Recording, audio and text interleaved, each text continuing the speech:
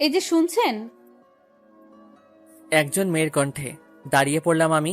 আমি পিছনে ঘুরে তাকালাম। ও মা, এ কি? এটা কোনো পরিণয় তো? কি সুন্দর গোলাপি ঠোঁট, টানা টানা চোখ, যেন চোখ দুটো একদম মায়ায় ভরা। তখনই মেয়েটি এমন আমার তাকিয়ে থাকা দেখে বলল, এই যে আগে কখনো মেয়ে দেখেননি নাকি? মেয়েটার কথায় আমি বাস্তব জগতে ফিরলাম। না, মানে আপনার মতো সুন্দরী পরী টুকু মেয়ে আগে দেখিনি তাই। তাই? হুম। আর আপনি আমাকে কেন ডেকেছেন বললেন না তো? এখানে নতুন এসেছি তো তাই। আর আমি তো এখানকার রাস্তাঘাট চিনি না, তাই আপনাকে ডাক দিলাম। ও, তা কোথায় যেতে যাচ্ছিলেন? আসলে এই এলাকার কলেজে ভর্তি হতে যাচ্ছি, কিন্তু আমি তো কলেজে যাওয়ার রাস্তা চিনতে পারছি না। যদি আপনি কলেজটা দেখিয়ে দিতেন। হুম, আমিও কলেজে যাচ্ছি। আচ্ছা, আপনি কোন কলেজে যাবেন? এই কলেজে যাব। আরে, আমিও এই কলেজেই পড়ি। তাহলে চলুন যাওয়া যাক। হুম, আপনি একটু দাঁড়ান, আমি মাকে ডেকে নিয়ে আসি। মেয়েটাকে দেখলাম একটা প্রাইভেট কারের কাছে যেতে। তারপর মেয়েটা প্রাইভেট কারে উঠলো। কিছুক্ষণ পরে প্রাইভেট কারটা আমার সামনে এসে দাঁড়ালো। প্রাইভেট কার থেকে মেয়েটা নেমে আমার কাছে এসে বলল, চলুন যাওয়া যাক। আমি আর কথা না বাড়িয়ে গাড়িতে চড়ে বসলাম। গাড়ির ভিতরে দেখি একজন মহিলা বসে আছে। মনে হয় মেয়েটার মা। আমি আন্টিকে জিজ্ঞেস করলাম, কেমন আছেন আন্টি? ভালো, তুমি কেমন আছো বাবা? জি আন্টি, ভালোই আছি। আচ্ছা আন্টি, আপনারা কেন এখানে এসেছেন নিজেদের বাসা ছেড়ে? কি করব বাবা, মায়ার বাবার চাকরির কারণে এখানে আসতে হয়েছে। ও, আমিও আর কথা বাড়ালাম না। আর মেয়েটার নাম মায়া। তার সাথে নামটা একদম মিলেই গেছে। কি মায়াবী মুখ আর চেহারা, যে কেউ দেখলেই তার মায়ায় পড়ে যাবে। আমি তো কখন থেকে শুধু বক বক করেই যাচ্ছি। আমার পরিচয়টাও দিতে ভুলে গেছি। আমি সৌরভ। পরিবারে মা বাবা, আমি আর আমার ছোট বোন আছে। এটুকুই থাক পরিচয়টা। আমার পরিচয় দিতে দিতেই আমরা আমাদের কলেজের সামনে এসে পড়লাম। গাড়ি থেকে নেমে আন্টির কাছ থেকে বিদায় নিয়ে বন্ধুদের কাছে গেলাম। গিয়ে দেখি সবাই মিলে হাসছে। তাই আমি জিজ্ঞেস করলাম, কিরে, সবাই হাসতাছো কেন?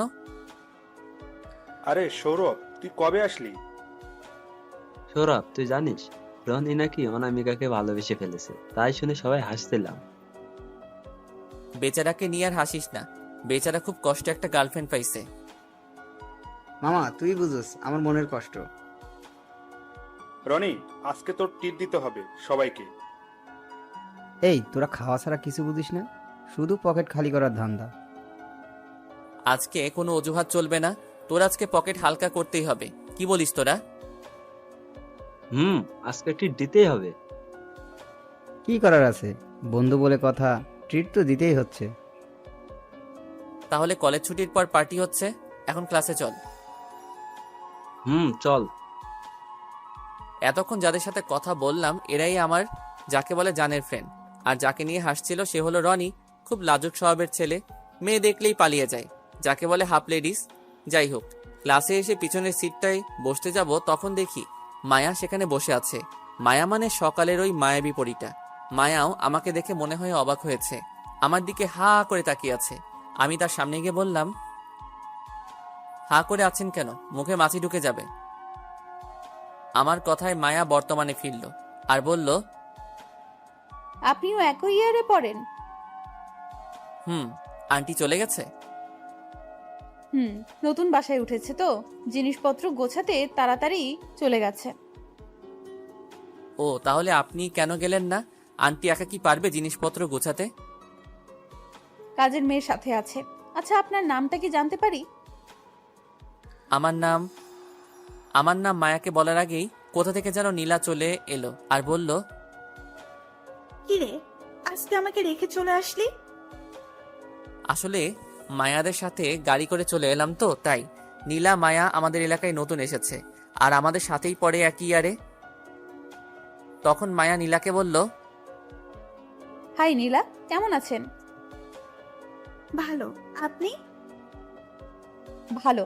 আপনার নামটা কিন্তু বললেন না এখনো। সৌরভ। আমরা কি বন্ধু হতে পারি?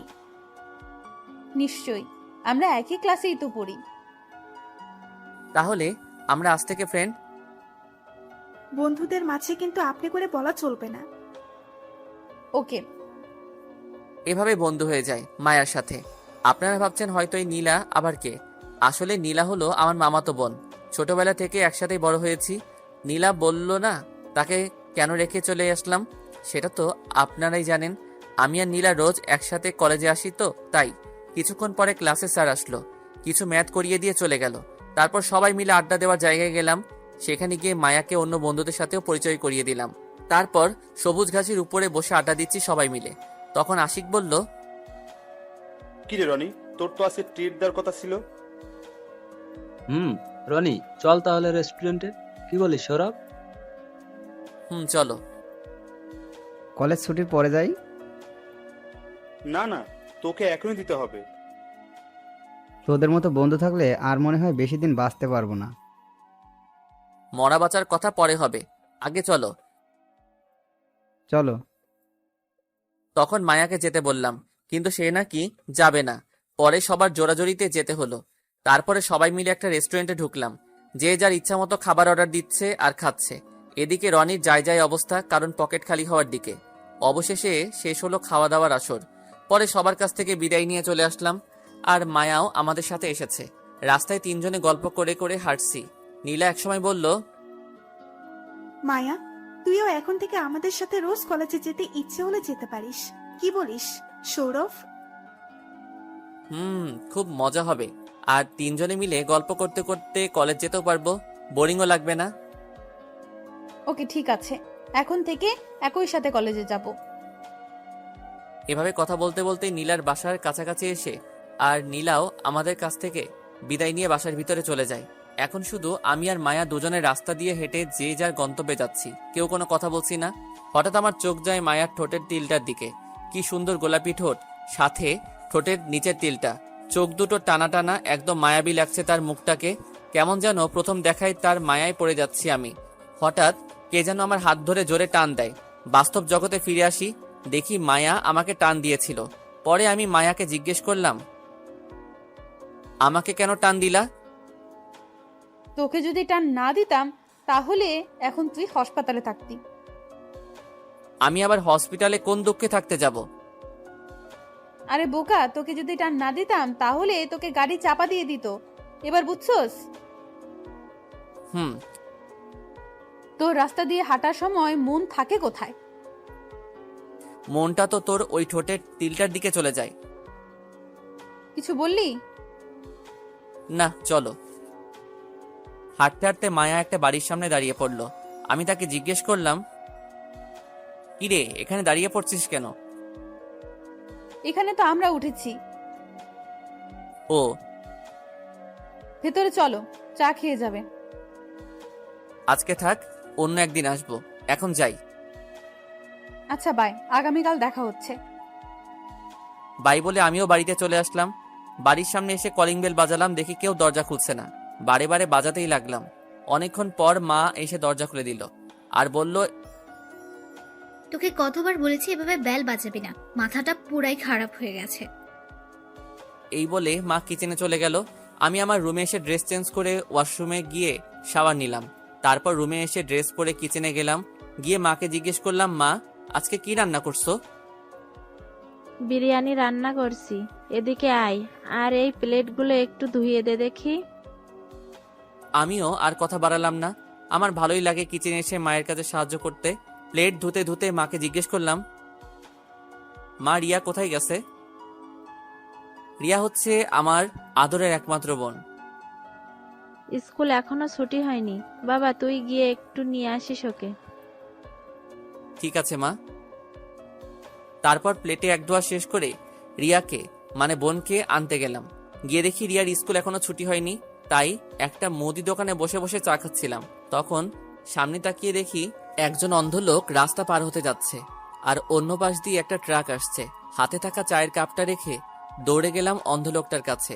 তাড়াতাড়ি করে লোকটাকে সাইডে নিয়ে আসলাম। নিয়ে এসে বললাম, আপনি ঠিক আছেন তো আঙ্কেল? হ্যাঁ বাবা, আমি ঠিক আছি, কিন্তু তুমি বাবা কে?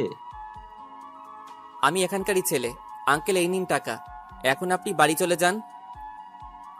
যাই হোক, অন্ধ লোকটার কাছ থেকে বিদায় নিয়ে মুদি দোকানে এসে চায়ের বিলটা দিয়ে রিয়ার স্কুলের কাছে গেলাম। গিয়ে দেখি স্কুল ছুটি হয়ে গিয়েছে। একটু পর দেখি রিয়া, মানে আমার বোনটাও গেট দিয়ে বেরিয়ে এলো। আমি তার কাছে গেলাম।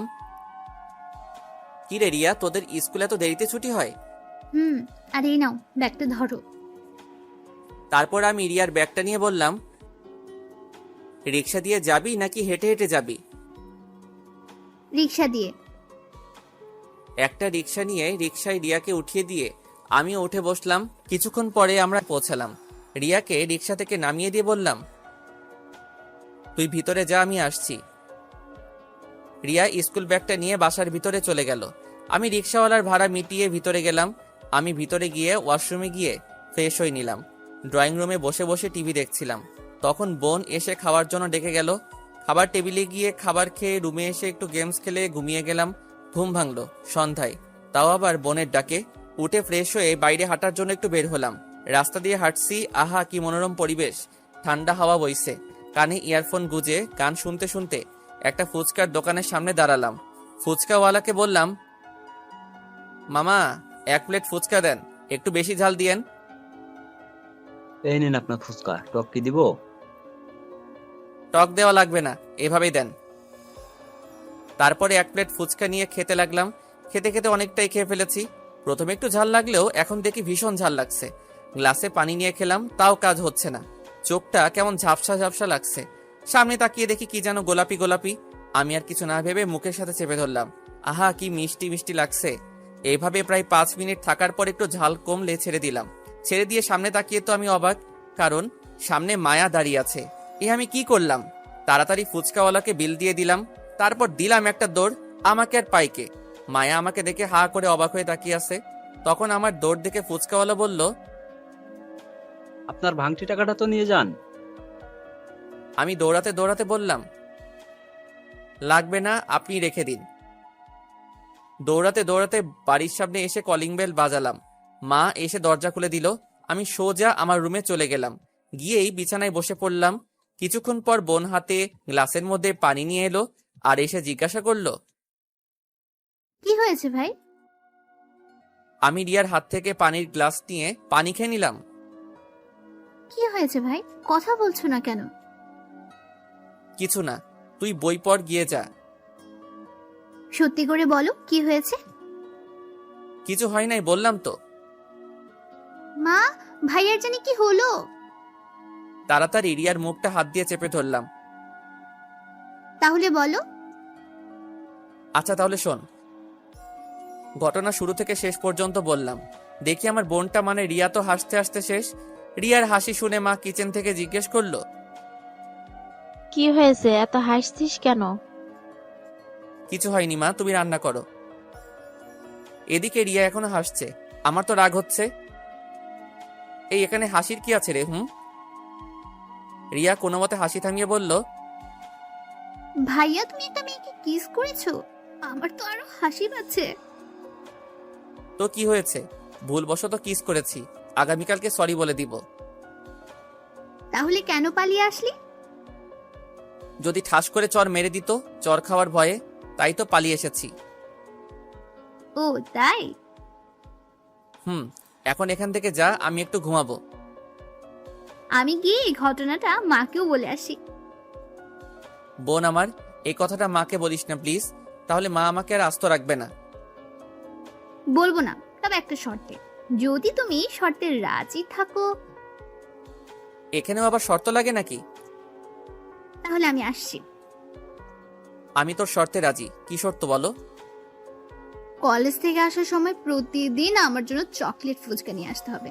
রাজি থাকলে বলো, না হলে আমি গেলাম। না না, আমি রাজি।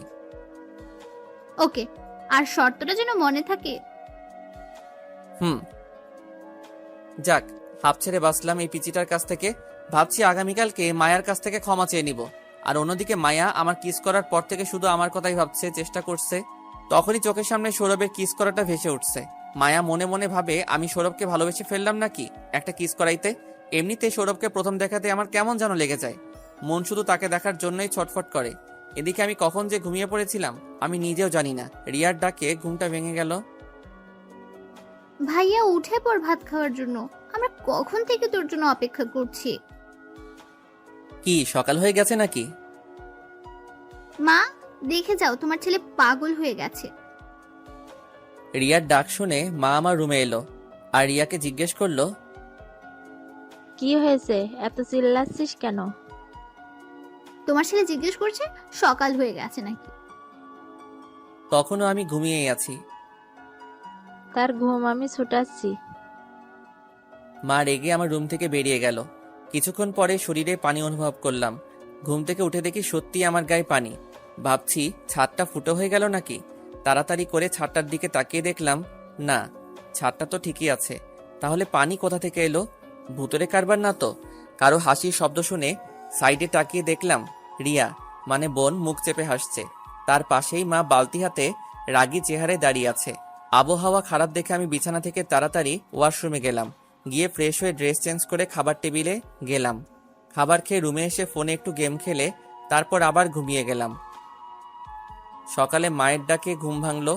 ঘুম থেকে উঠে ফ্রেশ হয়ে খাবার টেবিলে গিয়ে কিছু নাস্তা করে রুমে এসে ওয়াশরুমে গিয়ে শাওয়ার নিয়ে এসে শার্ট প্যান্ট পরে কলেজের দিকে রওনা দিলাম। রাস্তায় হাঁটতে হাঁটতে শুধু একটা কথাই ভাবছি, সেটা হলো মায়াকে নিয়ে। গতকাল যে ভুলবশত কিস করেছি, আজকে যদি থাপ্পড় দেয় মেয়েদের বিশ্বাস নেই। থাপ্পড় খাওয়ার আগেই আমাকে তার কাছ থেকে ক্ষমা চাইতে হবে। এসব ভাবতে ভাবতে মায়াদের বাসার সামনে এসে পড়লাম। দেখি মায়া দাঁড়িয়ে আছে, মনে হয় কলেজ যাওয়ার জন্য দাঁড়িয়ে আছে। আমি কাছে গেলাম। আমাকে দেখে মায়া বলল, কেমন আছো সৌরভ? আমি তো মায়ার কথা শুনে অবাক, কারণ যাকে গতকাল কিস করলাম আজকে তার আমাকে থাপ্পড় মারা বা গালিগালাজ করার কথা, সেই নাকি উল্টো আমাকে জিজ্ঞেস করছে কেমন আছো। এই তো ভালোই, তুই? ভালো। ও, কারোর জন্য অপেক্ষা করছিলে নাকি? আমি তো তোর জন্যই অপেক্ষা করছিলাম, কলেজ যাব। ও, দেখি মেয়েটা স্বাভাবিকভাবেই কথা বলছে।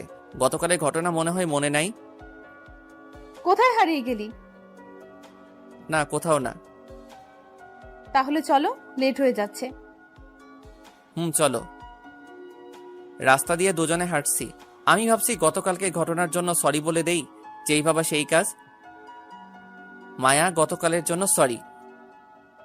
It's okay. আসলে আমি এরকম ঝাল খাইনি তো, তাই সহ্য করতে পারি না বলেই এরকম হলো। আমার তো খুব ভালো লেগেছে কিসটা। কিছু বলছিস? কিছু না, চলো তাড়াতাড়ি, পা চালা। কিছুক্ষণ হাঁটার পর আমরা নীলাদের বাসার সামনে এসে পড়লাম। দেখি নীলা আমাদের জন্য অপেক্ষা করছে। আমাদের দেখা মাত্রই নীলা বলল, কেমন আছিস তোরা? ভালোই, এখন তাড়াতাড়ি চল, দেরি হয়ে যাচ্ছে। চল। যখন যাবার জন্য পা বাড়াবো তখন মায়া বলল, কি 3 জন মিলে রিক্সা করা যায়? একটা রিক্সাতে 3 জনের জায়গায় হবে না? তাহলে কি হবে?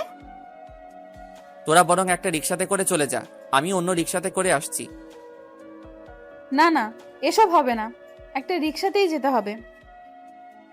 তাহলে কিভাবে বসবো? কেন?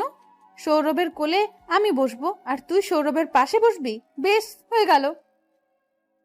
এটা কি করে হয়? না না, এটা সম্ভব না। লোকে দেখলে কি বলবে? লোকে কি বলছে না বলছে দেখার বিষয় নয়। তাহলে এক কাজ কর, তোরা একটা রিক্সাতে করে যা, আমি অন্য রিক্সাতে যাই। ওকে। নীলা একটা রিক্সা ডেকে রিক্সা করে চলে গেল। এদিকে আমি জীবনেও কোনো মেয়ের সাথে রিক্সাতে উঠিনি, তাই কেমন যেন লাগছে। মায়া রিক্সা ডেকে নিয়ে এসে বলল, উঠে পড়ো। আমি কিছু বললাম না, রিক্সাতে উঠে বসলাম। রিক্সা রিক্সার মতো করে চলছে। অবশেষে পৌঁছালাম কলেজের সামনে। রিক্সা থেকে যখন নামতে যাব তখন সামনে তাকিয়ে দেখলাম দিয়া। আপনারা ভাবছেন দিয়া আবার কে? আসলে দিয়া নাকি আমাকে ভালোবাসে। অনেকবার বুঝিয়েছি আমি তাকে ভালোবাসি না, তাও এই মেয়ে আমার পিছু ছাড়ছে না। রাগী লুক নিয়ে আমার দিকে তাকিয়ে আছে। আমি রিক্সা থেকে নেমে রিক্সার ভাড়া মিটিয়ে কলেজের ভিতরে যাওয়ার জন্য পা বাড়াবো, তখন দিয়া আমার সামনে এসে দাঁড়ালো। তুমি সামনে দাঁড়িয়ে আছো কেন? I love you Sourav. তোমাকে কতবার বলবো আমি তোমাকে ভালোবাসি না? কেন? নাকি ওই মেয়েটার জন্য? দিয়া, বোঝার চেষ্টা করো, আমি তোমাকে ভালোবাসতে পারবো না। আর তাছাড়াও এখন এসব তোমার আবেগ, আর যখন তোর আবেগ কেটে যাবে ঠিক তখনই তুমি বুঝতে পারবে। আর এখন ভালো মতো পড়াশোনা করো, ওকে? কি নেই আমার মধ্যে যে আমাকে ভালোবাসতে পারবে না? এটা শুধু তোমার আবেগ, বুঝছো? আর কিছু বলার নেই। এটা আমার আবেগ না, সত্যি আমি তোমাকে ভালোবাসি। তখনই মায়া যা বলল তার জন্য মোটেও প্রস্তুত ছিলাম না। সৌরভ আমার বয়ফ্রেন্ড। এখন বুঝলে তো কেন সৌরভ তোমাকে ভালোবাসতে পারবে না? আমি মায়ার কথা শুনে অবাকের পর অবাক হচ্ছি। দুদিনের পরিচয়ে নাকি আমি তার বয়ফ্রেন্ড হয়ে গেলাম। এদিকে মায়ার কথা শুনে দিয়া কাঁদতে কাঁদতে চলে গেল।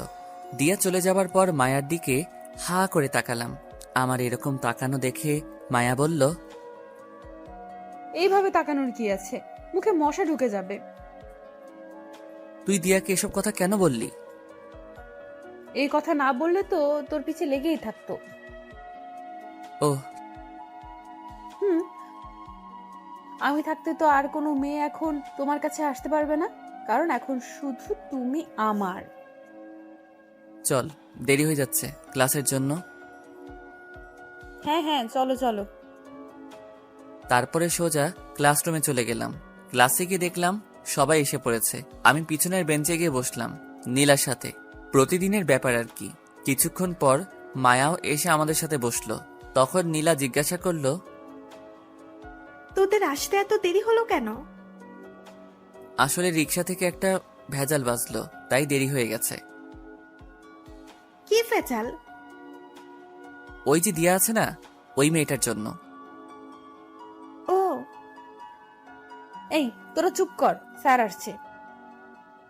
তারপরে সবাই চুপ করে থাকলাম। স্যার আসলো আর ক্লাস করিয়ে চলে গেল। ক্লাস শেষ করে বন্ধুদের আড্ডাখানায় গেলাম। দেখি সবাই বসে আছে আর এক একজন তো মনের সুখে বেনসন টানছে। আমি গিয়ে তাদের জিজ্ঞাসা করলাম, কেমন আছিস রে তোরা? ভালোই। তুই? ভালো। রনিকে দেখতে পাচ্ছি না, কোথায় গেছে? নাকি আজ কলেজে আসেনি? আরে মামা, রনি তো এখন তার অনামিকার সাথেই থাকে। তাছাড়া এখন তার সময় কোথায়? সারাক্ষণ তো অনামিকার সাথেই থাকে। শালা তো জিএফ পাইয়া বন্ধুদের ভুলে গেছে। হুম। তোর অবস্থা কি আসিফ? নীলারে বলছো তোর মনের কথাটা? আসিফ নাকি নীলাকে ভালোবাসে, কিন্তু এখন এই কথা নীলাকে বলেনি। না, এখনই বলছি না, সময় হলেই বলবো। তাহলে কখন বলবি? নাকি তার 2-3টা বেবি হলে বলবি? এই কথা বলে সবাই হেসে উঠলাম। আমাদের হাসি থামিয়ে দিয়ে আসিফ বলল, থাম তোরা, কালকের মধ্যেই আমি নীলাকে আমার ভালোবাসার কথা বলবো। এই আসিফ মনে হয় খেপে গেছে। এই বলে আবার হাসছি। বিজয় কোনো রকমে হাসি থামিয়ে বলল, তাহলে আজকে পার্টি হয়ে যাক। চল, তোদের জন্য আজকে রাতে পার্টি দিব, কিন্তু আমার একটা শর্ত আছে। কি শর্ত বল? শর্ত হলো আমার মনের কথা নীলাকে বলে দিতে হবে। আমরা রাজি আছি। কি বলিস তোরা? হ্যাঁ। তাহলে সব ফ্রেন্ডকেই বলে দেই আজকে রাতে পার্টি হবে, সাথে নীলাকেও জানিয়ে দেই। কি বলিস আসিফ? তোদের ইচ্ছা। তারপরে আমি নীলাকে ফোন দিলাম। অন্যদিকে নীলা আর মায়া বসে গল্প করছিল। তখন মায়া নীলাকে জিজ্ঞেস করলো, নীলা, সৌরভকে তোর কেমন লাগে? ভালোই লাগে। কেন? এমনি। আচ্ছা, সৌরভ তোর কি হয়? সম্পর্কে মামা তো ভাই হয়। ও, সৌরভের কি কোনো গার্লফ্রেন্ড আছে? আচ্ছা, এসব কথা আমাকে কেন জিজ্ঞেস করছিস? দরকার আছে তাই। বল, আছে কি নেই? নাই। আর তুই এসব জেনে কি করবি? কেন, তোর ভাইয়ের সাথে প্রেম করব? নীলা তো অবাক মায়ার এরকম কথা শুনে। আই, তুই এসব কি বলছিস? তোর মাথা ঠিক আছে নাকি পাগল টাগল হয়ে গেছিস? হ্যাঁ, তোর ভাইয়ের জন্য পাগল হয়ে গেছি। পাগল হইতাম না অবশ্য, তোর ভাইয়ের কারণেই তোর জন্য পাগল হয়ে গেছি। কি করেছে সৌরভ? আমাকে সে... মায়ার কথাগুলো বলার আগেই আমার ফোন রিসিভ করে নীলা বলল, কোথায় তুই? আশিকদের সাথে আছি। আর শোন, যে কারণে ফোন দিয়েছি, আজকে রাতে আসিফ নাকি পার্টি দিবে কোথায়? আমাদের ক্লাবে। তোরা চলে আসিস। ঠিক আছে। বাই। আজকে তোরা চলে যাস, আমার জন্য অপেক্ষা করতে হবে না। হুম। ফোন রেখে দিয়ে নীলা মায়ার দিকে তাকালো। মায়া নীলাকে তার দিকে এভাবে তাকিয়ে থাকতে দেখে জিজ্ঞেস করলো, কি ব্যাপার, তাকিয়ে আছিস কেন? আর কে ফোন করেছিল? সৌরভ ফোন করেছিল আর বলল আজকে রাতে নাকি পার্টি হবে আমাদের ক্লাব ঘরে, তাই আমাদেরকে ইনভাইট করলো যেতে। তো কি হয়েছে, তুই রেডি থাকিস, আমি তোদের বাসায় চলে আসবো, তারপর দুজনে চলে যাব। ওকে, এখন চল বাসায় যাই। সৌরভ যাবে না? তার জন্য অপেক্ষা করতে মানা করেছে।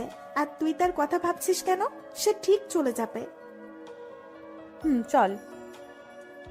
অন্যদিকে আমি সব বন্ধুদের ইনভাইট করে তারপর আসিফকে বললাম, তাহলে রাতে দেখা হচ্ছে, এখন চলি। এ আশিক চল। চল। বিজয় একটা দে দেখি, টানতে টানতে যাই। আমাকে একটা দে। তারপর মনের সুখে টানতে টানতে বাড়ি চলে আসলাম। বাড়িতে এসে কলিং বেল বাজালাম। মা এসে দরজা খুলে দিল। আমি ভিতরে গিয়ে দেখি আন্টি বসে আছে। আমি আন্টিকে দেখে জিজ্ঞাসা করলাম, কেমন আছেন আন্টি? এই তো ভালোই, তুমি এখানে কেন? তখনই মা বলল, এ আমার ছেলে সৌরভ। এ তোমার ছেলে? এত বড় হয়ে গেছে? হ্যাঁ। আমি মাকে জিজ্ঞাসা করলাম, মা তুমি আন্টিকে কিভাবে চিনো? আরে বোকা, চিনবো না কেন, ছোটবেলার বান্ধবীকে। ও মা, তোমরা গল্প করো, আমি ফ্রেশ হয়ে আসি। এই বলে আমি আমার রুমের দিকে হাঁটা ধরলাম। আমার রুমের সামনে গিয়ে দেখি রুমের দরজা খোলা। তারপর ভিতরে গিয়ে তো আমি অবাক। ভিতরে গিয়ে দেখি মায়া আমার বিছানায় শুয়ে শুয়ে গল্পের বই পড়ছে।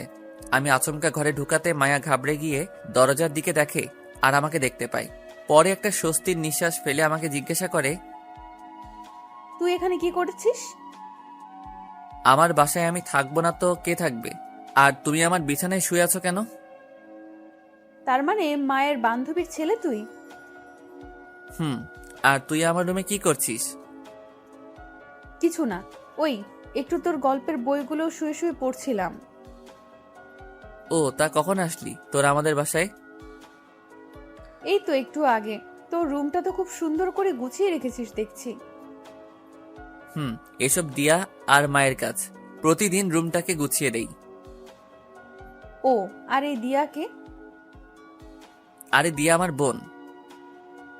তা দিয়াকে দেখছি না তো। মনে হয় বাইরে গেছে। ও, তুই থাক, আমি একটু গোসল করে আসি। এই বলে আমি বাথরুমে গেলাম। শাওয়ার নিয়ে যখন কাপড় চেঞ্জ করব তখন মনে পড়ল আমি তো বাথরুমে আসার সময় কোনো কাপড় নিয়ে আসিনি। এখন কি হবে? কোনো উপায় না পেয়ে মায়াকে ডাক দিলাম। মনে হয় রুমেই আসিল, তাই আমার ডাকে সাড়া দিল আর জিজ্ঞাসা করলো, কি হয়েছে, ডাকছিস কেন? বাথরুমের ভিতর থেকে আমি কাপড় আনতে ভুলে গেছি, একটু টাওয়েলটা দিয়ে যা। কোথায় রেখেছিস টাওয়ালটা? আলমারিতে হবে। ওকে। অনেকক্ষণ হয়ে গেল তাও টাওয়েলটা দিচ্ছে না, তাই আবার ডাক দিলাম। বাইরে থেকে মায়া বলল, দরজা বন্ধ, তাহলে কিভাবে দেব? আমি দরজাটা একটুখানি খুলে হাত বাড়িয়ে বললাম, আমার হাতে টাওয়েলটা দিয়ে দে। দেব, তবে একটা শাস্তি তোকে পেতে হবে। কিসের শাস্তি? আর আমি তো কোনো চুরি ডাকাতি করেছি নাকি যে শাস্তি পেতে হবে? কি জন্য শাস্তি মানে? সেদিন আমাকে কিস করার শাস্তি। তার জন্য তো আমি তোর কাছে ক্ষমা চাইছি, তাহলে আবার শাস্তি কেন? আমার ইচ্ছা। ঠিক আছে, যা শাস্তি দিবি মেনে নিব। এখন দয়া করে টাওয়েলটা দে। এই কথা বলাতে মায়া আমার হাতে টাওয়েলটা দিয়ে বলল, টাওয়েলটা নিয়ে মাথা শরীরের পানি মুছে টাওয়েলটা কোমরে পেঁচিয়ে বের হলাম। বের হয়ে দেখি মায়া রুমে নেই, তাই তাড়াতাড়ি রুমের দরজা বন্ধ করে আলমারি থেকে শার্ট প্যান্ট বের করে পরে নিলাম। তারপর একটু চিরুনি দিয়ে চুল আঁচড়াচ্ছি, তখন দরজায় টোকা দিল। আমি জিজ্ঞেস করলাম, কে? আমি মায়া। একটু দাঁড়া, দরজাটা খুলছি। আমি দরজাটা খুলে দিয়ে বিছানায় এসে বসে হাতে ফোনটা নিয়ে একটু ফেসবুকে ঢুকলাম, একটু ফেসবুকিং করছি। তখন মায়া এসে আমার পাশে বসলো আর বলল, শাস্তির কথা ভুলে গেছিস? ও আমি তো ভুলেই গেছিলাম। কি শাস্তি? শাস্তিটা হলো আমাকে আবারও একবার কিস করতে হবে। এসব কি বলছিস? আর দরজা বন্ধ করলি কেন? এই মেয়ে বলে কি ভুল করে সেদিন কিস করেছিলাম, এখন নাকি কিস করার শাস্তি কিস করতে হবে। দরজা বন্ধ করছি যেন তোর কিস করাটা কেউ দেখতে না পায়, তাই দরজা বন্ধ করেছি। মেয়েটার বুদ্ধি আছে। ও আর সেদিন ভুলবশত কিস করেছিলাম বলে তার শাস্তি আর একটা কিস। অন্য কোনো শাস্তিতে আমি তোকে কিস করতে পারবো না। না পারলে কিছু করার নেই। আমি আন্টিকে মানে আমার মাকে গিয়ে বলছি তুই আমাকে সেদিন কিস করেছিস। কথাটা বলেই মায়া দরজার দিকে যাচ্ছিল। আমি তার হাতটা ধরে বললাম, আমি রাজি আছি, তবু মাকে কিছু বলিস না। আমার কথা শুনে মায়া দাঁড়িয়ে পড়ল, তারপর আমার কাছে এসে বসে বলল, তাহলে এখন কিস করো। আমার লজ্জা লাগে। কথা বলার আগেই মায়া তার হাত দিয়ে মাথাটা টান দিয়ে নিয়ে আমার ঠোঁট জোড়া তার দখলে নিয়ে নিল, আর এমন কিস করছে যেন অনেক দিন ধরে খেতে পাইনি। এদিকে আমারও অবস্থা খারাপ তার এরকম কিস করাতে, তাই আমি তার কিসের রেসপন্স দিতে লাগলাম। এভাবে কতক্ষণ ছিলাম জানি না। আমার তো ঠোঁট ফেটে যাওয়ার মতো অবস্থা, তবুও ছাড়ার নামই নেই। তাই বাধ্য হয়ে আমি মায়ার থেকে নিজেকে ছাড়িয়ে নিলাম, আর দুজনে হাঁপাতে থাকলাম। আমি উঠে সোজা ওয়াশরুমে গেলাম, মুখটা ধুয়ে তারপর বের হলাম। বের হয়ে দেখি মায়া তার চুল ঠিক করছে। আমি বললাম, এভাবে কেউ কিস করে? আর একটু হলেই তো দম বন্ধ হয়ে মারা যেতাম। মরার কথা শুনে মায়া আমাকে একটা টান দিয়ে বিছানায় ফেলে দিয়ে আমার উপরে চড়ে বসে বলল, একদম মরার কথা বলবে না, বুঝেছিস? আমি মায়ার এরকম আচরণ দেখে অবাকের পর অবাক হচ্ছি। কি হচ্ছে আমার সাথে এসব? তুই এরকম করছিস কেন? তুই কি পাগল হয়ে গেছিস? কেন তুই বুঝিস না কেন আমি এরকম করি? না, কেন এরকম করছিস? কারণ আমি তোকে ভালোবেসে ফেলেছি। এই বলে লজ্জায় আমার বুকে মুখ লুকালো। আমি তাকে বুক থেকে উঠিয়ে বললাম, আমার বিশ্বাস হচ্ছে না। আর কবে থেকে তুই আমাকে ভালোবাসিস? সেই প্রথম দেখার থেকেই তোমাকে আমার মনে ধরেছে। আর সেদিন তুমি ওই ফুচকার দোকানে কিস করেছিলে, সেই কিসের জন্য আমি রাতে ঘুমাতে পারিনি। চোখ দুটো বন্ধ করলেই তোমার ওই কিসটা ভেসে উঠতো। জানি না, মন শুধু তোমাকেই খুঁজে সারাক্ষণ। আমি সত্যি তোমাকে ভালোবেসে ফেলেছি সৌরভ, আমাকে ফিরিয়ে দিও না। আমি একটু মজা করার জন্য বললাম, আমি তোকে ভালোবাসতে পারবো? আমি আরেকজনকে ভালোবাসি। আমার এই কথা বলাতে মায়া রেগে, কি এই মেয়েটা, নাম বলো তাড়াতাড়ি। রেগে যাচ্ছ কেন? আমি তো মজা করে বলেছিলাম। হুম, এখন তো ছাড়ো। রুমে দুজনকে কেউ এভাবে দেখলে খারাপ ভাববে। তার আগে বলো আই লাভ ইউ। বলো। আমি বলতে পারবো না। তাহলে আমিও ছাড়তে পারবো না, এভাবেই থাকো। তাহলে শোনো, বলো। I love you Maya. I love you too জানু। এখন ছাড়ো। এখন আমাকে একটা কিস করো। কি? জানু। তারপর মায়ার কপালে একটা ভালোবাসার পরও সেঁকে দিলাম। এখন হয়েছে, এখন তো ছাড়ো। আমাকে ছেড়ে দিয়ে মায়া ওয়াশরুম থেকে ফ্রেশ হয়ে এসে বলল, এখন নিচে চলো আর আমাকে বাড়ি পৌঁছে দাও। আন্টি কি চলে গেছে?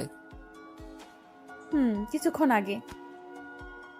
তারপর আর কি করার, নিচে গিয়ে বাইকটা বের করে মায়াকে বাসায় পৌঁছে দিলাম।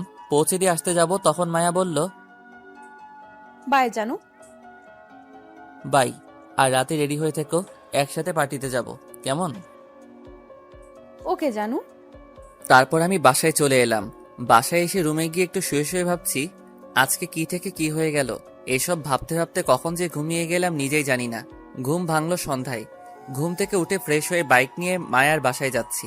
মায়ার বাসার সামনে গিয়ে বাইকটা দাঁড় করিয়ে দরজার সামনে গিয়ে কলিং বেল বাজালাম। কিছুক্ষণ পর আন্টি এসে দরজা খুলে দিল, আর আমাকে দেখে জিজ্ঞেস করলো, কি ব্যাপার সৌরভ, এই সময় তুমি এখানে? আসলে আন্টি আজকে আমাদের কলেজের বন্ধুরা মিলে একটা পার্টি দিয়েছে, তাই মায়াকে নিতে এসেছি। ও ভিতরে এসো।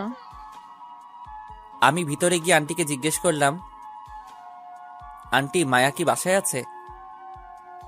হ্যাঁ, মায়া তার রুমেই আছে। আন্টি মায়ের রুমটা কোন দিকে? ওই যে ওইদিকে। আমি সিঁড়ি বেয়ে উঠে মায়ার রুমে গেলাম। ভিতরে গিয়ে দেখি মায়া নেই, মনে হয় ওয়াশরুমে গেছে। তাই আমি তার পড়ার টেবিলের সামনে চেয়ারে গিয়ে বসলাম। বসে বসে ফেসবুকিং করছিলাম। কিছুক্ষণ পর দরজা খোলার শব্দ শুনলাম। সামনে তাকিয়ে দেখি মায়া ওয়াশরুম থেকে বের হচ্ছে।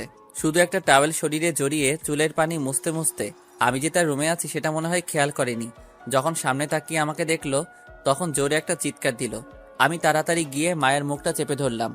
মায়ের চিৎকার শুনে আন্টি নিচ থেকে জিজ্ঞেস করছে, কি হয়েছে, চিৎকার করছিস কেন? মায়ার মুখটা এখনো চেপে ধরে আছি। পরে মায়া মুখ থেকে আমার হাতটা সরিয়ে বলল, কিছু হয়নি মা। এভাবে কেউ চিৎকার করে? ওহ, আমি ভয় পেয়ে গেছিলাম। তুমি আমার রুমে কি করছো আর কখন আসছো? এই তো একটু আগে এসেছি। তুমি রুমে ছিলে না, তাই বসে ফেসবুকিং করছিলাম। ও, এসব এখনো কি পড়ে আছো? যাও গিয়ে পাল্টে এসো। কেন ভালো লাগে না বুঝি? এই তুমি আমার দিকে এভাবে এগোচ্ছ কেন? তখন আমি বিছানায় বসেছিলাম। আমি বিছানার একপাশে পিছাচ্ছি। কেন এখন রোম্যান্স করব? এখন এসব হবে না। তাছাড়া দরজা খোলা কেউ দেখলে সমস্যা হয়ে যাবে। কেউ দেখবে না, এই সময় কেউ আমার রুমে আসবে না। আমার দিকে এগোতে থাকে আর আমি পিছাতে। একসময় মায়া আমার দুপা টান দিয়ে আমাকে বিছানায় শুইয়ে দেয়। তারপর আমার বুকের উপর এসে জড়িয়ে ধরে, গালে গলায় ইচ্ছে মতো কিস করতে থাকে। আমি যত ছাড়ানোর চেষ্টা করছি তত জোরে জোরে কিস করতে থাকে। একসময় আমি আর না পেরে তার পিঠ খামচে ধরলাম। এভাবে কিছুক্ষণ চলার পর আমার ঠোঁট জোড়া তার মিষ্টি গোলাপি ঠোঁটের দখল নিয়ে নিল। আমার চুলগুলো খামচে ধরে এমনভাবে ঠোঁট জোড়া কিস করছে, আমার তো প্রাণ যায় যায় অবস্থা। এভাবে 5 মিনিট চলার পর মায়া ছেড়ে দিয়ে আমার বুকের উপর শুয়ে পড়ল আর জোরে জোরে শ্বাস নিতে লাগলো। এদিকে আমারও একই দশা। কিছুক্ষণ আমার বুকের উপর শুয়ে থেকে মায়া বলল, এভাবে সারা জীবন তোমার বুকে মাথা রেখে থাকতে দেবে গো? অবশ্যই দেব। তার আগে এখন উঠো দেখি। আর একটু থাকি না, এভাবে থাকতে আমার খুব ভালো লাগছে। এখন তাড়াতাড়ি উঠো, রেডি হও, আমাদের পার্টিতে যেতে হবে তো। এই বলে মায়া আমার বুক থেকে মাথা তুলে বিছানায় বসলো। আমিও উঠে তার পাশে বসে তাকে বললাম, যাও রেডি হয়ে এসো, আমাদের এমনিতেই দেরি হয়ে যাচ্ছে। মায়া উঠে আলমারির কাছে গিয়ে আলমারির দরজা খুলে ভিতরে যা যা ড্রেস আছে সবগুলো আমার সামনে এনে বলল, জানো কোন ড্রেসটা আমাকে মানাবে বলো? দেখি 3 পিস আর আজকালের ডিজিটাল পোশাক। তা দেখে আমি মায়াকে জিজ্ঞেস করলাম, মায়া এসব ড্রেস ছাড়া কি অন্য কোনো ড্রেস নেই? এসব ড্রেস তোমার পছন্দ হয়নি? হয়েছে, বাট তোমাকে শাড়ি পরলে বেশি মানাবে। তাহলে বলো কি রঙের শাড়ি তোমার পছন্দ? কালো। কিন্তু আমি তো শাড়ি পরতে পারি না। ও, তুমি পরিয়ে দাও না গো। আমি? তা না তো কি? ওকে, শাড়িটা দাও। তারপর মায়া আলমারি থেকে একটা নতুন কালো রঙের শাড়ি বের করে দিল। আমি আর কিছু না বলে তাড়াতাড়ি শাড়ি কচিটা গুজে দিলাম। কচিটা গুজে দেওয়ার সময় আমার হাতটা তার পেটে লেগে যায় আর মায়া একটু শিহরিত অনুভব করে। তারপর আমি মায়াকে বলি, শাড়ি পরানো শেষ, এখন চলো। মায়া আমাকে থামিয়ে দিয়ে আলমারি থেকে একটা কালো রঙের শার্ট বের করে আমার দিকে দিয়ে বলে, এটা পরে নাও। আমার তো শার্ট আছে। আমাকে কালো শাড়ি পরতে বলে এখন কালো শার্ট পরতে চাচ্ছ না? আমি কখন বললাম শার্টটা পরবো না? তাহলে এটা পরছো না কেন? দাও, আমি ওয়াশরুম থেকে পরে আসছি। ওয়াশরুমে যেতে হবে না, আমার সামনেই শার্ট চেঞ্জ করো। তাহলে তুমি ওইদিকে ঘুরো। আমার সামনে শার্ট পাল্টাতে কি সমস্যা তোমার? কোনো মেয়ের সামনে শার্ট খুলতে আমার লজ্জা লাগে। শার্ট কেন? বিয়ে করলে তো সবই খুলতে হবে। কিছু বললে? কিছু না। তারপরে শার্ট চেঞ্জ করে মায়াকে ঘুরতে বললাম। মায়া ঘুরে আমাকে দেখে টাসকি খায় আর মনে মনে ভাবে, কালো শার্টে সৌরভকে আমার মনের রাজ্যের রাজকুমার লাগছে। আমার দিকে এভাবে তাকিয়ে থাকতে দেখে মায়াকে জিজ্ঞেস করলাম, কিছু দেখেছো এমন করে? আমার রাজকুমারকে। কি বলছো এসব? কই কিছু না তো। এখন যাওয়া যাক। তারপরে নিচে এসে আন্টির কাছ থেকে বিদায় নিয়ে বাসার বাইরে এসে মায়াকে বললাম, নীলাও কি যাবে আমাদের সাথে? তাকে বলে দিয়েছি যেন আগে চলে যায়। ও। তারপর বাইকে উঠে মায়া আমাকে শক্ত করে জড়িয়ে ধরলো। পরে চললাম পার্টিতে। অবশেষে সেখানে গিয়ে পৌঁছালাম। বাইক থেকে নেমে বাইকটা পার্ক করে ভিতরে গেলাম দুজনে। ভিতরে গিয়ে দেখি সবাই চলে এসেছে। আমি মায়াকে বললাম, চলো আসিফের সাথে দেখা করে আসি। আসিফের কাছে গেলাম।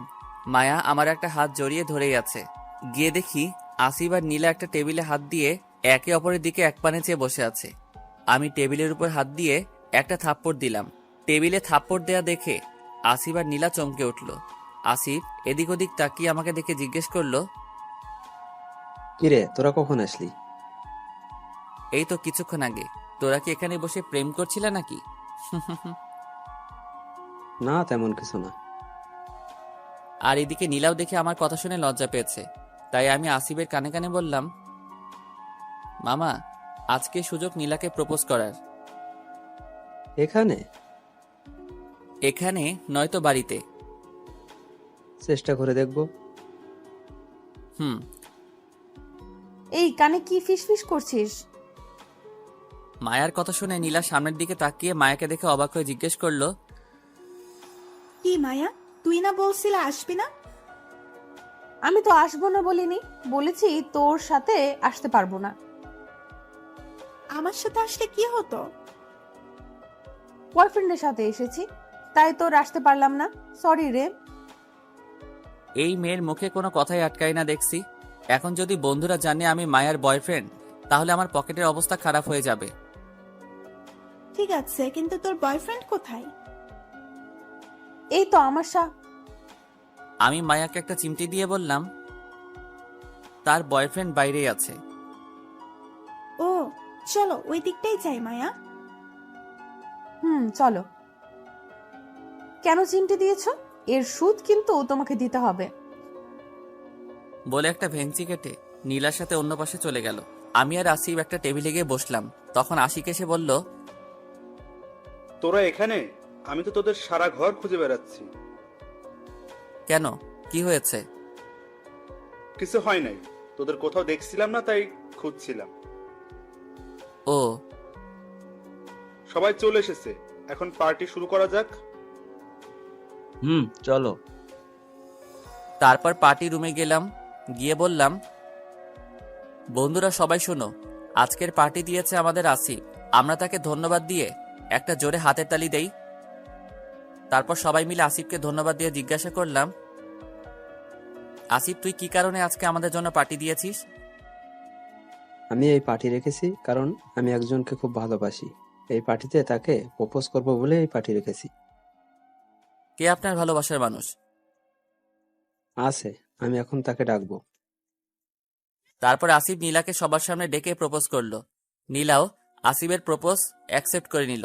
সবাই এসে আসিফ আর নীলাকে শুভকামনা জানালো। পরে আমি সবার উদ্দেশ্য করে বললাম, এখন সবাই এনজয় করতে পারেন, লেটস দ্য মিউজিক। যে যার মতো করে ড্রিঙ্ক করে গানের তালে তালে নাচছে। আমি একা বসে বসে ড্রিঙ্ক করছিলাম। হঠাৎ চোখ যায় ভিড়ের মধ্যে মায়া অন্য একটা ছেলের সাথে কাপল ড্যান্স করছে। আমার কেমন যেন লাগতে শুরু করলো। মায়াকে অন্য ছেলের সাথে দেখে আমি আরো বেশি বেশি করে ড্রিঙ্ক করতে লাগলাম। তখন একটা মেয়ে এসে আমাকে বলল, সবাই ড্যান্স করছে, কিন্তু আপনি এখানে একা বসে এত ড্রিঙ্ক করছেন কেন? এমনি। চলে না আমার সাথে ড্যান্স করতে? আমিও কেন জানি মেয়েটার কথা ফেলতে পারলাম না। মেয়েটা আমার হাত ধরে নিয়ে গেল, আমার সাথে ড্যান্স করতে শুরু করলো। কিছুক্ষণ এইভাবে ড্যান্স করার পর কে যেন পিছন থেকে আমার শার্ট ধরে টানতে টানতে বাইরে নিয়ে এলো। আমি ঘুরে দেখে অবাক, কেউ না, এটা মায়া। রাগী চোখে আমার দিকে তাকিয়ে আছে। তাই আমি বললাম, আমাকে এখানে নিয়ে এলে কেন? অন্য মেয়ের সাথে খুব ড্যান্স করতে ভালো লাগে। তুমিও তো অন্য ছেলের সাথে ড্যান্স করেছো, আমি কি তোমাকে কিছু বলেছি? তাই বলে তুমি অন্য মেয়ের সাথে গায়ে পড়ে ড্যান্স করবে? আমি অন্য কারোর সাথে ড্যান্স করলে দোষ, আর তুমি করলে দোষ না। আমি তো জাস্ট ফ্রেন্ড বলে তার ডান্স করেছি। ফ্রেন্ড না অন্য কিছু? Just friend. আর তুমি কি খেয়েছো? উল্টাপাল্টা বলেছো। আমি যেই খাই না বিষ খাই, তাতে কার কি যায় আসে? আমার যায় আসে। আর তুমি আমাকে বিশ্বাস করছো না কেন? আমি তো শুধু তোমাকেই ভালোবাসি, আর কাউকে না। কিভাবে বিশ্বাস করব? যে করেই হোক। তাহলে আমার নাম তোমার হাতে লিখতে পারবে? পারবো। আমার নামও কিন্তু তোমার হাতে লিখতে হবে, যেন মুছে না যায়। ঠিক আছে, এখন বাড়িতে চলো। তারপর তারপর আমি মায়াকে ধরে বাইকের কাছে নিয়ে গেলাম। মায়াকে সামনে আমার দিকে মুখ করে বসিয়ে বাইক স্টার্ট দিয়ে বললাম, মায়া আমাকে শক্ত করে জড়িয়ে ধরো। আসলে মায়াও একটু বেশি ড্রিঙ্ক করে ফেলেছিল, যার কারণে মাতাল ছিল একটু। মায়া আমাকে শক্ত করে জড়িয়ে ধরলো। আমি কোনো মতে বাইক চালিয়ে মায়ার বাসায় পৌঁছালাম। বাইক থেকে নেমে মায়াকেও নামিয়ে বললাম, মায়া, তোমার বাসায় পৌঁছে গিয়েছি।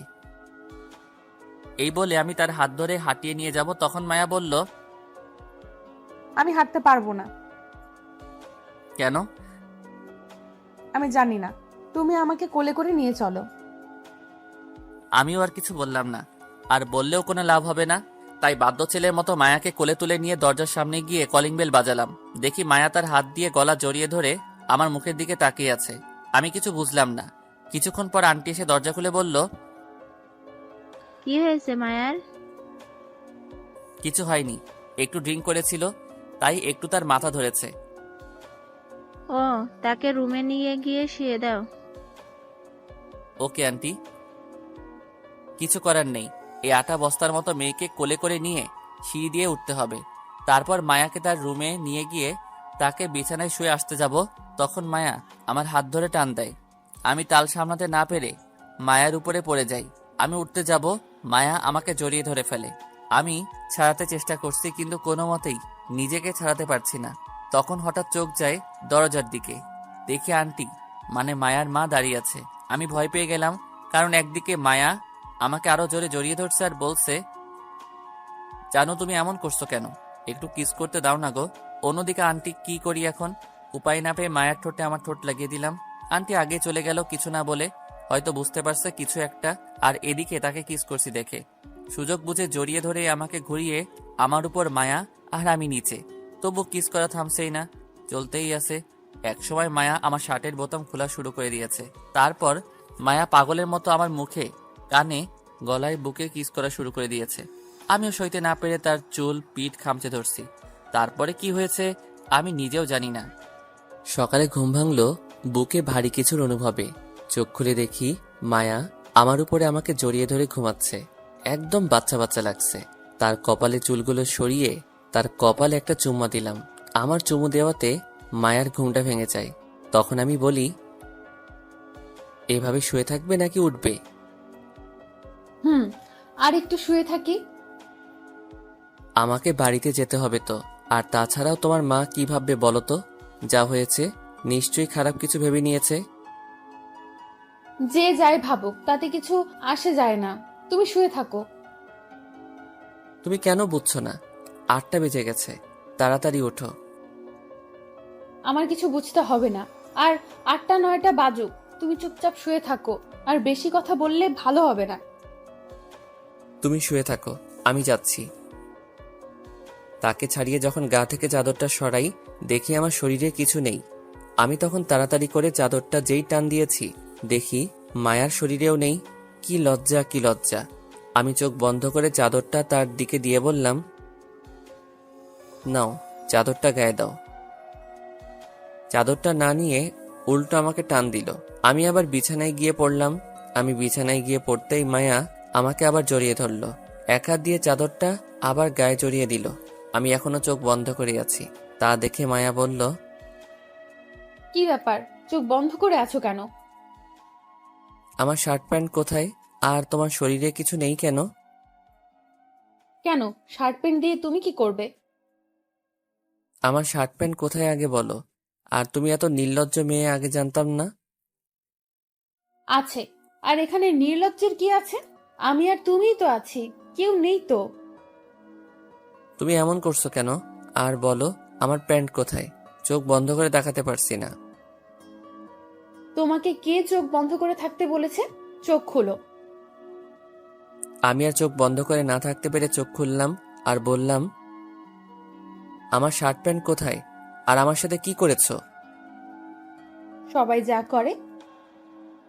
তুমি তো দেখছি বিয়ের আগেই আমার সবকিছু নিয়ে নিলে, এখন তো ছাড়ো। বিয়ের পরও হবে, তার আগে এখন আরেকবার হয়ে যাক। এখন আর এসব হবে না।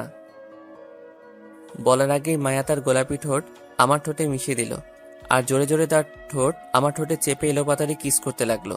আমি কিছু করতে না পেরে তার কিসের রেসপন্স দিতে লাগলাম।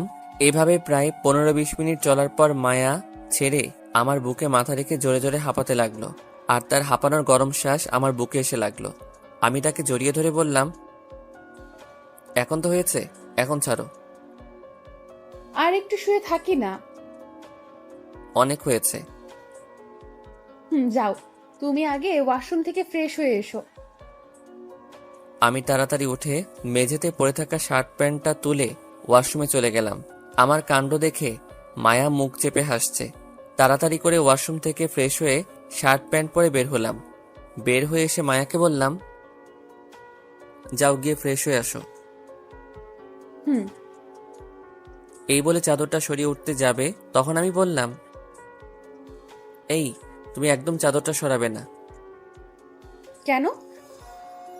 বলতে পারবো না। তুমি চাদরটা গায়ে পেঁচিয়ে উঠে ওয়াশরুমে যাও। আমি তো এভাবেই যেতে পারবো। তাহলে তুমি এভাবে থাকো, আমি চললাম। এই, তুমি যাবে না? আমি উঠছি তো। মায়া চাদরটা গায়ে পেঁচিয়ে উঠে ওয়াশরুমে চলে গেল। তারপর আমি বাইরে না গিয়ে বিছানায় গিয়ে বসে পড়লাম। কিছুক্ষণ পর মায়া ওয়াশরুম থেকে ফ্রেশ হয়ে আর ড্রেস চেঞ্জ করে বের করলো। তখন আমি বললাম, তাহলে এখন আমি যাই, বাড়িতে মা বাবা বোনরা চিন্তা করবে। যেতে পারো, তবে আমাকেও সাথে নিতে হবে। তোমাকে সাথে নিয়ে গেলে মা বাবা কি মনে করবে বলো তো? আসলে মাকে আমি অনেক ভয় পাই। আমার সাথে মেয়ে মানুষ দেখলে আর কথাই নেই, ঝাঁটা পেটা খেতে হবে। কিছু ভাববে না, ভাবলে ভাববে ছেলের বউ এসেছে, সেটার বেশি কিছু নয়। তুই কি পাগল হয়ে গেছো? কি সব আবল তাবল কথা বলছো? ঠিকই আছে, আর আমি তো তোমার বউই হব কদিন পরে, তাই না? সবই তো হয়েছে, শুধু বিয়ে ছাড়া। তা ঠিক। হঠাৎ আমার চোখ গেল তার হাতে। হাত থেকে রক্ত পড়ছে, তাই জিজ্ঞাসা করলাম, এই তোমার হাত থেকে রক্ত পড়ছে কেন? কেন, গতকাল তুমি বলেছিলে না তোমার নাম আমার হাতে লিখতে, তাই তো। তাই বলে তুমি সত্যি সত্যি হাত কেটে লিখবে? কান্না করবে না একদম। আর তোমার হাতেও আমি আমার নাম লিখেছি, তুমি দেখো। আমি আমার ডান হাত তুলে দেখি হাত ব্যান্ডেজ করা। তার মানে আমার হাতেও তার নাম লিখেছে, অথচ আমার হাত ব্যান্ডেজ করছে আর তার হাত ব্যান্ডেজ ছাড়া। তখনই আমার রাগ উঠে গেল, তাই একটা ঠাস করে মায়ার গালে চর বসালাম। মায়া আমার চর খেয়ে গালে হাত দিয়ে জিজ্ঞেস করলো, মারলে কেন? তুমি কি পেয়েছো? হ্যাঁ, আমার হাত কাটলে ব্যান্ডেজ করে দিবে আর নিজের হাত কাটলে ব্যান্ডেজ করবে না? লাগবে না আমার হাতের ব্যান্ডেজ। এই বলে আমি আমার হাতের ব্যান্ডেজ খুলে ফেললাম। এখন আমার হাত থেকেও রক্ত পড়ছে। সেটা দেখে মায়া আমাকে জড়িয়ে ধরে বলল, আর এমন হবে না, প্লিজ হাতটা ব্যান্ডেজ করে নাও, আমি আর সহ্য করতে পারছি না। তাহলে কেন এমন পাগলামি করলে? তোমাকে বড্ড ভালোবাসি তাই। তারপর হাত ব্যান্ডেজ করে নিলাম দুজনেই। আমি মায়াকে জিজ্ঞেস করলাম, কি খুব বেশি লেগেছে? হুম। রাগের বশে মেরে ফেলেছি, আমাকে ক্ষমা করে দাও। হুম। কি হুম হুম করছো? কিছু বলো। আমাকে একটা কিস করো। এত কিস কিস করো কেন? কিস ছাড়া কি কোনো কথা নেই মুখে? যা লাগবে না আমার কারো কিস। এই দেখো, অভিমান করছে আমার জানটা। আমি কারো জানটান না। তাই হুম। বলার আগে আমি মায়ার ঠোঁটজোড়া আমার ঠোঁটের সাথে মিশিয়ে দিলাম। এদিকে মায়া নিজেকে ছাড়ানোর জন্য আমাকে বুকে কিল ঘুষি দিতে লাগলো। এক সময় শান্ত হয়ে গেল। আমি তাকে ছেড়ে দিয়ে বললাম, এখন হয়েছে তো? হুম। চলো, আজকে তোমাকে নিয়ে সারাদিন ঘুরবো। দরজা খুলে বাইরে এসে যা দেখলাম, আমার তো প্রাণ যায় যায় অবস্থা। কারণ মায়াদের বাড়িতে আমার মা বাবা বোন আর দেখি আন্টির সাথে হেসে হেসে কথা বলছে। তা দেখে আমি মায়াকে জিজ্ঞেস করলাম, মায়া, আমার মা বাবা তোমাদের বাসায় কেন? গতকাল আমরা তো একসাথেই ছিলাম, আম্মু সব বুঝতে পারছে, তাই মনে হয় খবর দিয়ে নিয়ে আসছে। চলো তাহলে তাদের কাছে গিয়ে জিজ্ঞাসা করি। চলো। তারপর আমি আর মায়া নিচে নামলাম। নিচে নেমেই মায়া মা বাবার পা ছুঁয়ে সালাম করলো। আর আমার মা তো বলেই ফেললো, আমার বৌমাকে পছন্দ হয়েছে? আমি শুধু হ্যাঁ করে তাদের দিকে তাকিয়ে আছি। কি হচ্ছে এসব? আমাকে এভাবে তাকিয়ে থাকতে দেখে মা বলল, কিরে, এভাবে হাঁ করে কি দেখছিস? আজকেই তোদের বিয়ে? আমার বিয়ে? আর তোমরা এখানে কি করছো? মায়ের মা ফোন করে ডেকেছে আর বলল আপনাদের ছেলেকে আমার মেয়ের জামাই করতে চাই। তাই আমরাও মেয়ে দেখতে চলে আসলাম। আর মেয়ে তো পছন্দ হয়ে গেল। আরো কিছু বলবো তোর কথা? না, আর বলতে না। তবে আমি এত তাড়াতাড়ি বিয়ে করতে চাই না, কিছুদিন পর করি। তোমাকে বিয়ে করতেই হবে। আমি মায়ার দিকে তাকিয়ে চোখ টিপ মেরে বললাম, আমি একজনকে ভালোবাসি তাই। মায়াকে রাগানোর জন্য বললাম আর কি। তুমি কাউকে ভালোবাসতে পারো না আমাকে ছাড়া। এটা বলেই মায়া আমার শার্টের কলার ধরে তার রুমে নিয়ে আসতে লাগলো। এদিকে মায়ার এসব কাণ্ড দেখে আমার শাশুড়ি আম্মা আর মা বাবারা হাসছে। মায়া আমাকে রুমে নিয়ে এসে দরজা বন্ধ করে দিল। আমি তো ভয় শেষ। মজা করার জন্য বলেও এখন দেখি কোন বিপদে পড়লাম। মায়াকে বললাম, দরজা বন্ধ করছো কেন? তোমাকে ধর্ষণ করব বলে। এসব কি বলছো? আর আমি তো জীবনেও শুনি নাই যে মেয়েরা ছেলেদেরকে ধর্ষণ করে। কেউ করে নাই, তাই আমি তোমাকে করব, যদি বিয়ে করতে না চাও। মজা করার জন্য বলেছিলাম বলে আজ ধর্ষিত হতে হবে? আমি তো বিয়ে করবই। তো কাকে ভালোবাসো? কাউকেই না। পিছাতে পিছাতে দেওয়ালে এসে পিঠ ঠেকলো আমার। মায়া আমার কাছে এসে বলল, তাহলে সবার সামনে কেন বলছো? মজা করে বলেছিলাম, আর আমি তো তোমাকেই ভালোবাসি। সত্যি তো? 3 সত্যি। তাহলে এখন আমাকে জড়িয়ে ধরে একটা কিস করো। এখন এসব হবে না। বলার আগেই তার ঠোঁট আমার ঠোঁটে ডুবিয়ে দিল। কিছুক্ষণ পর ছেড়ে দিয়ে বলল, আজ বিয়ে হবে। আমার মন চাচ্ছে এখনই তোমাকে বিয়ে করে ফেলি আর রোম্যান্স করি। বিয়ে সন্ধ্যায়। চলো এখন কলেজে গিয়ে নীলাদের ইনভাইট করে আসি। চলো, তবে কোনো মেয়ের দিকে তাকাবা না, বুঝছো? তারপর বাইরে এসে মাকে বললাম, ঠিক আছে, ব্যবস্থা করতে আমি রাজি। তখন আম্মু বলল, এই নে, বৌমাকে নিয়ে শপিং করে আয়। মার কাছ থেকে টাকাটা নিয়ে কলেজে গেলাম বাইকে করে, সাথে মায়াও আছে। কলেজে পৌঁছে বন্ধুদের আড্ডাখানায় গেলাম। গিয়ে দেখি সবাই বসে আছে। আমাকে আর মায়াকে একসাথে দেখে নীলা জিজ্ঞাসা করলো, কিরে, শেষমেশ আমার ভাইটাকে পটিয়ে ফেললি? তো কি করব? বন্ধুরা, আজ আমার আর মায়ার বিয়ে। সবাই আসবে কিন্তু সন্ধ্যায়। কি, তুই বিয়ে করে ফেলতেছিস? ও, তাহলে আমাদেরকে কোনো রেস্টুরেন্টে গিয়ে ট্রিট দিতে হবে। কি বলিস তোরা? চলো। তারপর তাদেরকে ট্রিট দিয়ে মায়াকে সাথে নিয়ে চলে আসলাম শপিং মলে। মায়ার জন্য কিছু শপিং করে মায়াকে তার বাসায় নামিয়ে দিয়ে বাসায় চলে আসলাম। সন্ধ্যায় আমার আর মায়ার বিয়ে। আত্মীয় স্বজন, মেহমান আরো অনেকে এসে গেছে শুনে। কিছুক্ষণ পর বাবা এসে কোট শোট দিয়ে বলল, রেডি হয়ে নে, কাজে চলে এসেছে। আমিও আর কিছু বললাম না, রেডি হয়ে নিলাম। একটু পর শালার সব হারামি বন্ধুগুলা আমার রুমে এসে আমাকে একটা রুমে বসালো। পাশে তাকিয়ে দেখি মায়া বসে আছে ঘোমটা দিয়ে। তারপর কাজী বিয়ের কাজ শুরু করলো। বিয়ের কাজ শেষ হতে হতে রাত হয়ে গেল। আমি ছাদে বসে বন্ধুদের সাথে আড্ডা দিচ্ছিলাম। তখন বাবা এসে বলল, কি করছিস সেখানে? মেয়েটা রুমে একা বসে আছে, যা তাড়াতাড়ি রুমে যা। যাচ্ছি। তারপর আমি গুটি গুটি পায়ে রুমের দরজা খুলে ভিতরে গিয়ে দরজা বন্ধ করে দিলাম। বিছানায় তাকিয়ে দেখি বিছানাটা সুন্দর করে সাজিয়েছে নানান ফুল দিয়ে, আর বিছানায় বসে আছে এক সুন্দরী। আমি বিছানার কাছে গিয়েই বিছানায় বসে ঘোমটাটা তুলে বললাম, বাহ, আজ খুব সুন্দরী লাগছে আমার মেয়েকে, থুক্কু বউকে। আগে সুন্দর ছিলাম না বুঝি? ছিলে, তবে আজকে একটু বেশি সুন্দরী লাগছে। তাই? গো। এই শুনুন না, আমার একটা কথা রাখবে? বলো।